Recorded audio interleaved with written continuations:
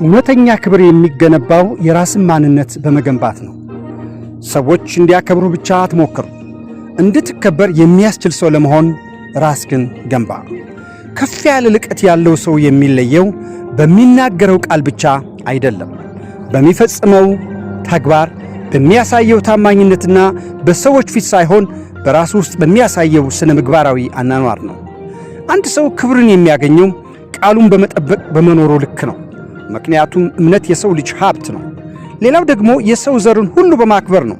ምክንያቱም ሁል ጊዜ ከፍ ማለት የሚፈልግ ሰው ሌሎችን ዝቅ አያደርግም፣ እንዲያውም የሰው ልጅ ሁሉ ያከብራል።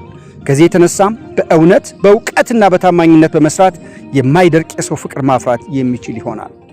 ራሱን በማሻሻል የዛሬ ብቃትን የነገ ጉዞ መነሻ እንዲሆን ያደርጋል። በሰዎች የሚከበር ሰው በፈተና ጊዜ ጸንቶ የሚቆም ሰው ሲሆን፣ ምክንያቱም በእውነተኛ ጥንካሬ የሚገለጠው በችግር ወቅት በመሆኑ ነው።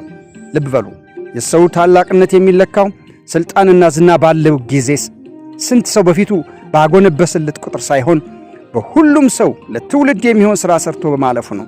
በመሆኑም ስልጣን ለጊዜው ሊያሳውቅ ይችላል፣ ሀብት ለጊዜው ሊያስከብር ይችላል። ነገር ግን የመከበርህ ምስጢር በሰው ልብ ውስጥ ለዘላለም ሲታወስ የሚኖር ተግባርና ባህሪ በመኖርህ ነው። አመሰግናለሁ።